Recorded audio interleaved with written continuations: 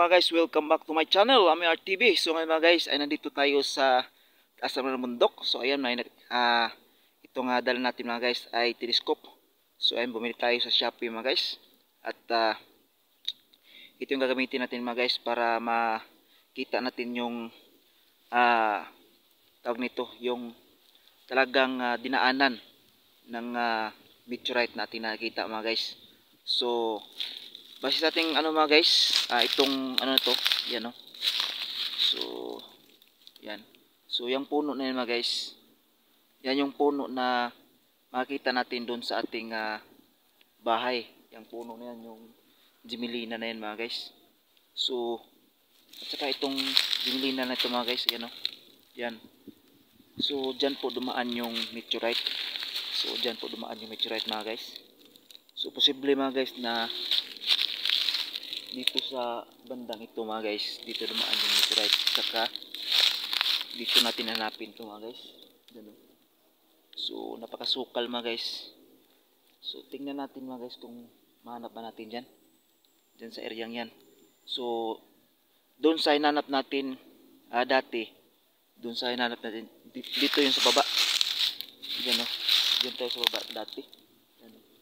Yung ilang part ng video natin na in-upload natin, dyan tayo sa baba nun. So nung binalikan ko mga guys yung time na bumagsak yung meteorite mga guys, tinignan ko talaga mga guys yung saan banda siya o ano yung mga puno na dinaanan niya mga guys. So base sa aking pagsusuri mga guys, ito yung puno na yan, yung tinuturo ko kanina, yung Gemelina na yan. Saka ito, yan yung makita natin dun sa ano natin, dun sa bahay natin mga guys. Papakita ko sa inyo mamaya mga guys pag nandun tayo sa bahay. Okay, so posible mga guys na yung meteorite na yun ay nandito lang talaga siya mga guys. So yan yung hanapin natin ngayon mga guys.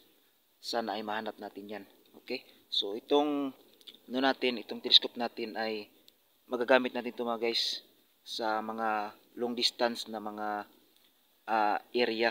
Okay, so makita natin yung area, yung mga puno, marker, yun yung iano natin na marker, yung puno kung saan dumadaan yung meteorite, di ba?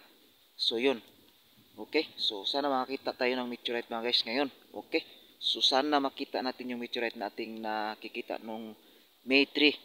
Okay, May 3, alas 8 ng gabi. Yun yung hanapin natin ngayon mga guys, kasi nakita ko dito dumaan. Tara, let's go. Nakakahilo mga guys, nakakaikot. Grabe. So as usual mga guys ay patuloy pa rin natin hinahanap yung meteorite na yun. So dito tayo sa area na to, tingnan natin dito. Pagkatapos kung wala dito, dyan tayo sa kabila, dyan. Kung wala pa rin, sa sunod na araw na naman tayo mga guys. So hindi tayo titigil mga guys hanggat hindi natin nakita yung hinahanap natin. Okay, okay, tara guys, let's go. Napakahirap nito mga guys. Ayan, so tinitingnan natin yung ilalim ng mga tawag nito, yung mga damo-damo na ito mga guys. Ayan o, dyan sa ilalim na yan. Nandito lang siya mga guys. Ay nako, talaga naman oo. So okay, tara. Punta tayo doon sa banda doon. Let's go.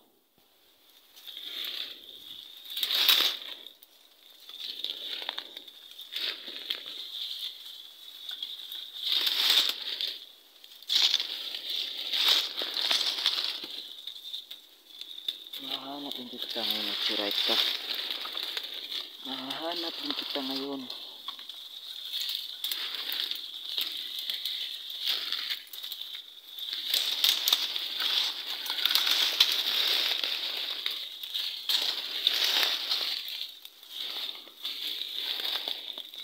May mga dito, yung mga bees. Nakatakbo tayo ng di oras dito pag may mga ano, yung mga tawag nito, yung mga Killer bee. Killer bees.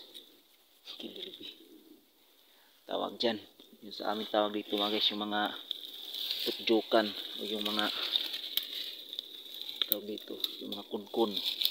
Maka mayroon dito mga guys. Nako, patakbo tayong di oras dito. So magmasid-masid at tingnan muna bago tayo papasok. Ayan, sumuot na tayo dito mga guys sa ilalim. Kahirap nito. Sa ilalim tayo ng puno na natumba noong udit.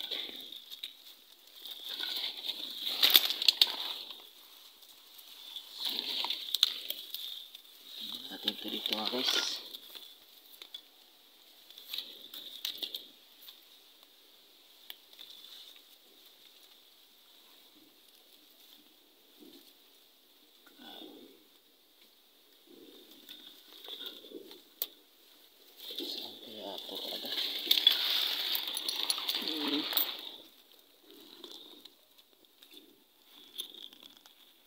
Sana mapakita ka na, meteorite. Mapakita ka naman. Saan ka na ba? Titignan natin dito. Yan na, grabe yan.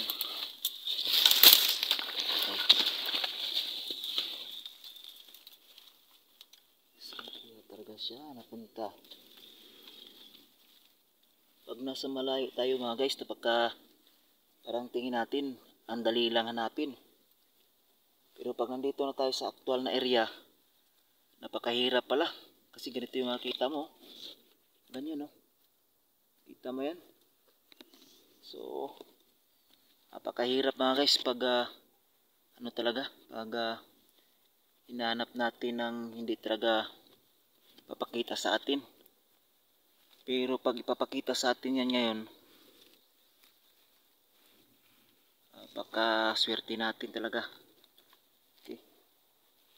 So sinusuyod natin yung area mga guys, unti-unti. Okay, tara doon tayo sa unahan. Yan, sumusuot na tayo dito sa ilalim ng sa ilalim ng mga puno. Grabe talaga to. Grabe talaga ginagawa natin dito. Mahanap lang yung milyones, hindi lang milyones yun. Nahanap natin yun ako.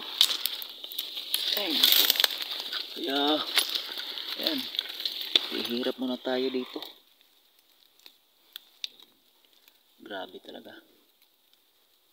Sabi ayaw na bumagsak yung meteorite na yun. Oh, kita nyo yung taas niyan, no? Sa ilalim tayo ng mga damuhan. Tapos lulusot tayo dito, oh. Yan, oh, kahoy. Saka kahoy dito. Yan, oh. Dito. Baba. So kailangan natin lumusot dito. Yan, oh.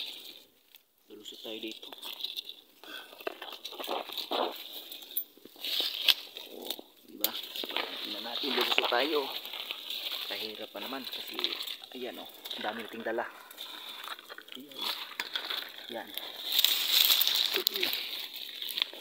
Oops, ito yung parang ranger, eh.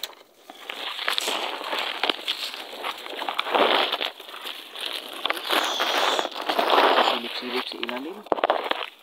Baka andyan lang. Kasi mga guys, itong hinanap natin mga guys, isa itong pera mga guys na nakahalaga ng milyon. Sino ba namang tao na hindi hanapin ito pag nakita? Kasi dito mga guys, walang nakakaalam nito, tayo lang. Kaya swerte tayo pag nakita natin yun. Pero pag hindi naman natin nakita, wala natin magawa. Dito tayo sa taas mga guys, ito. Ito rin dito. Tingnan natin.